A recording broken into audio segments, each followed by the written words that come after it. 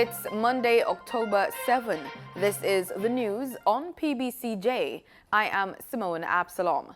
The National Water Commission, NWC, is advising that its customer service office at Morescaux Road in St. Andrew will remain closed until Wednesday as remedial works being done continues. According to the NWC, the customer service office is now slated to reopen for regular business at 8:30 a.m. on Wednesday, October 10, and all other departments will continue to maintain their normal operating hours. However, the NWC said that despite the closure, the company will make every effort to accommodate urgent customer contacts that require visiting the NWC office. In addition, the NWC said arrangements have been made for the processing of applications for new supply and reconnection requests. People with customer queries may contact the NWC call center at 888-225-5692 or email them at customercare@nwc.com.jm. They can also access any of the online platforms available. Commissioner of Police Major General Anthony Anderson says services at the Criminal Records Office of the Jamaica Constabulary Force will resume today, October 7, at an alternative location in downtown Kingston. He made the disclosure during the regular meeting of the National Security Council, the NSC. The closure of the Criminal Records Office was initiated by the JCF due to health reasons. Government entities are also being asked to exercise discretions where police records are required until a return to normalcy. In the meantime, concerns were raised regarding the habitual traffic offenders who breached the Road Traffic Act. The police commissioner advised the NSC that there will be increased focus on interdicting such offenders. Prime Minister Andrew Holness directed the Ministries of Justice and National Security, along with the Attorney General's office, to coordinate efforts to ensure there is a robust system of enforcement. The Senate on Friday approved a 90-day extension of the State of Public Emergency, SOE, for the St. Andrews South Police Division. Leader of Government Business, Senator Kamina Johnson-Smith, said while the SOE has had successes, the division is not yet where it needs to be. Since the implementation of the state of emergency, over the comparative period of the 7th of July to the 28th of September, so that's the 7th of July when the state of emergency was declared in South St. Andrew up to the 28th, just last week. Mr. President, so 84 days, over the period of 84 since that declaration. When compared to the equivalent period just prior thereto, so the 14th of April to the 6th of July, that period, Mr. President, murders in the St. Andrews South Police Division have reduced by 58%. 58%. Since the SOE was declared, 12 firearms, 120 ammunitions, 8 magazines have been seized, and 11 persons have been arrested and charged. Senator Johnson-Smith said shootings have reduced by 47%, from 51 to 27. However, she pointed out that despite the reduction in murders and shooting achieved since the start of the SOE, the numbers remain high. It's instructive to mention, because remember I spoke about crime and the ability to remove the opportunity, that there was an overall reduction in category 1 crimes. So murders, shootings, rape, aggravated assault, robbery, break-in, and larceny. Aggregated, Mr. President, they've been reduced by 40% in that division. I know and understand that it's not easy to come and have these debates where the fundamentals don't change, the fundamentals of what we're seeking to achieve and the fundamentals that drive the states of emergency. But we do it for our people, we do it for Jamaica, we do it because there are people who rely on us to see the bigger picture and understand that this is not going to be an easy road, but we all need to work together. The SOEs will give the security forces temporary additional powers, including powers to search, arrest, and detention. During the SOEs, the security forces will have the power to search, curtail operating hours of business, restrict access to places, and to detain persons without a warrant. The government has followed through on its promise to withdraw the controversial resolution to extend the period for which cabinet documents can be kept secret to 70 years. The motion to withdraw was moved on Friday in Senate by Leader of Government Business, Kamina Johnson-Smith. The move follows public pressure to withdraw the proposal. Former Press Association of Jamaica President Byron Buckley told the press that the move to extend the time during which the public is denied access to cabinet documents will negatively impact Jamaica's ranking in the next Global Press Freedom Index. Human rights activist Susan Gov't noted the matter was brought before Parliament without consultation, which she says breaches the good tenets of governance. Director of Public Prosecutions Paula Llewellyn has said that allegations against booted Minister of Education Reid will be handled appropriately. In July, Llewellyn provided the Financial Investigations Division with a detailed 13-page document, which includes a legal opinion, guidance, and recommendations for investigators to use their investigations against Reid. At the time, she said that there were 4 possible criminal laws that may have been breached. However, with concerns being raised about the length of time it is taking investigators to conclude their investigations, Llewellyn says there will be no shortcut in getting the matter through the system. On March 20, Prime Minister Andrew Holness asked for Reid's resignation after allegations surfaced of possible corruption at the Ministry of Education and several entities falling under its remit, including the Caribbean Maritime University. National Works Agency, the NWA, has advised that the repairs being done at the Ferry and Macfield Main Road in Westmoreland is 98% complete. Prime Minister Andrew Holness toured the road last week. He says the improved thoroughfare will increase tourism interest in the area and spur economic activity. The residents, I'm certain, are very happy that this road has been repaired. The commuting public, particularly those who use it as a connecting route from St. James, from Montego Bay, to head to the south coast, will be very happy for this.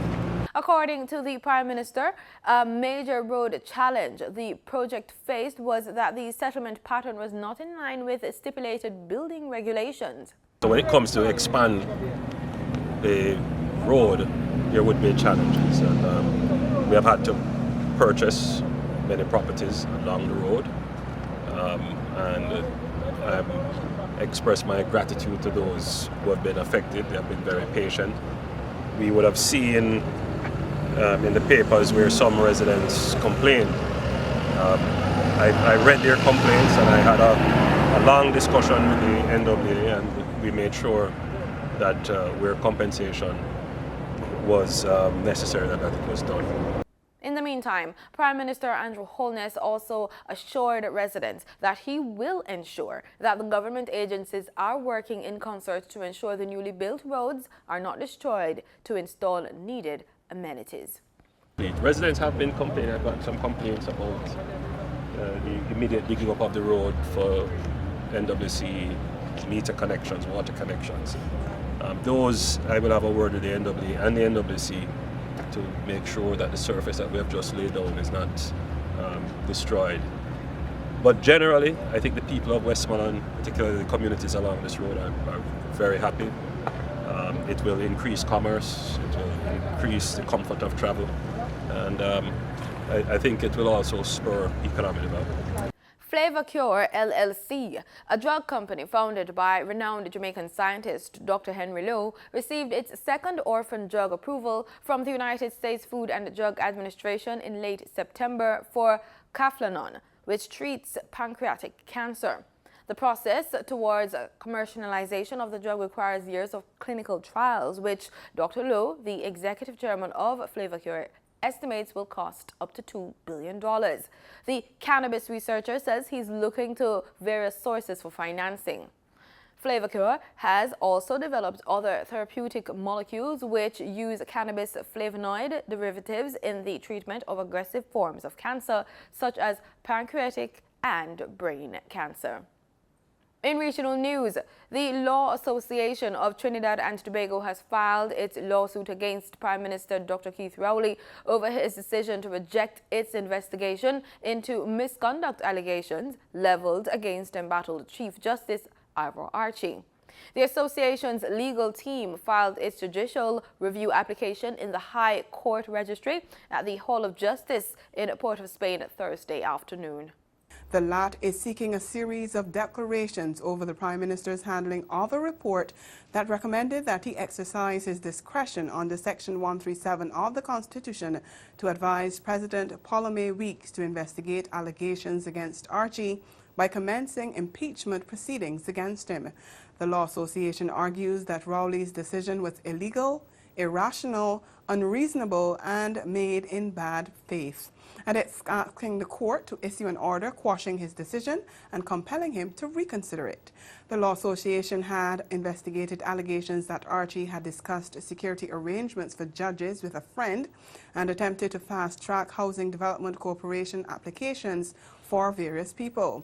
Last December, 8 voted in favor of referring the allegations to the Prime Minister with the hope that he would take action under Section 137, which states that the President appoints a tribunal after allegations of misconduct against the Chief Justice or judge are referred by the Prime Minister. Well, Rowley has said that while it was within the rights of the LAT to sue, it is the taxpayer and not him who would be footing the bill for what he described as a political charade.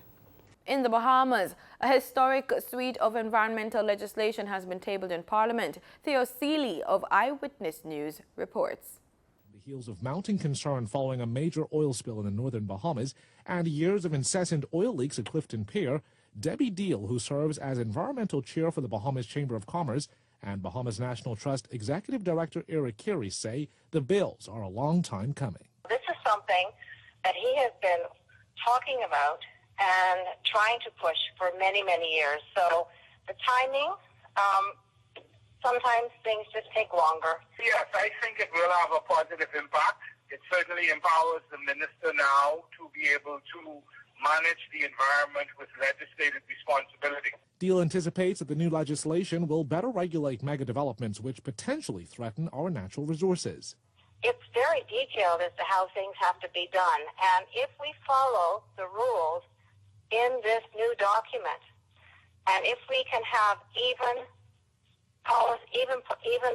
amounts of government and even amount of private sector, yes, I think this will be the best thing for us, because the new bills will also introduce a director of the environment with a committee to offer support.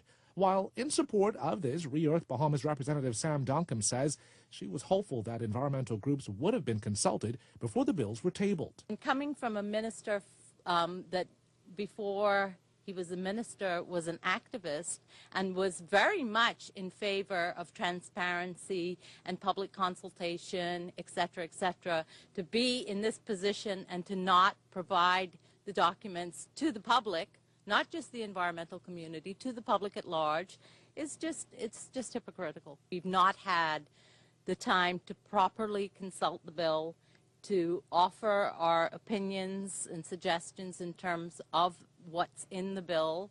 It is unclear when debate on the new bills will begin. There has been mixed reactions to the sentencing of former Dallas police officer Amber Guyger for the fatal shooting of Haitian-born Botham John. A 10-year sentence was handed down to Guyger last week, but some felt that it's not enough. The details in this report from TV Choice. Guyger's 10-year sentence has drawn strong emotions from millions around the world who have remained glued to the highly publicized trial. Moments after the sentence was handed down, members of the Dallas community shared emotional reactions. Every Guyger gets a chance to get freedom after 10 years. And my son and both them and other sons are dead forever. We did not get justice, and this is not fair. How many of us is it going to take? There should be another mother after us. 10 years is not enough. Both in John's life matter. And when there is no justice, it should never be any peace. These sentiments were also expressed on social media sites, particularly Twitter, which erupted in a firestorm of criticism. For many, a 10-year sentence seemed like a slap on the wrist for an individual guilty of killing an innocent man in his own home. Guyger will first be eligible for parole in 5 years. Members of the local Dallas community were so incensed that many took to the streets in protest. However, one of the most talked about moments appeared as a stark contrast to the display of emotions by protesters. During the sentencing phase, the world was left stunned by an unexpected show of forgiveness from Botham Jeu's younger brother. I'm speaking for myself, not even bad for my family. But I love you just like anyone else. And I'm not gonna say I hope you rot and die just like my brother did, but I personally want the best for you. And I wasn't gonna ever say this in front of my family or anyone, but I don't even want you to go to jail. I want the best for you. Because I know that's exactly what both of them would want you to do. The 18-year-old subsequently made what many considered to be an unusual request. Can I give her a hug, please? Please?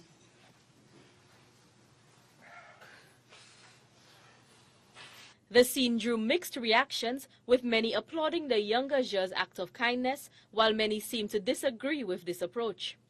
The morning after the sentence, Jeu's mother discussed the conviction and the controversial embrace. A murder conviction for sure is justice for me. There is a lot that has to be done by the Dallas Police Department, by the Texas Rangers, by the city of Dallas. What Brand did was to cleanse his heart towards Amber. I do not want it to be misconstrued as a complete forgiveness of everybody. In sports, the Minister of Culture, Gender, Entertainment and Sport, Olivia Grange, has praised the Jamaican team for a job well done at the IAAF Championships, which ended on Sunday in Doha, Qatar. The Jamaicans finished third on the medals table with 3 gold, 5 silver and 4 bronze medals. Jamaica won 3 medals on the final day of the World Championships when the men's 4x400 meters relay team of Akeem Bloomfield, Nathan Allen, Terry Thomas and Demish Gay took silver behind the United States team. The team of Anastasia Leroy, Tiffany James, Stephanie Ann McPherson and Sharika Jackson took the bronze in the women's 4x400 meters, won by the United States with Poland second.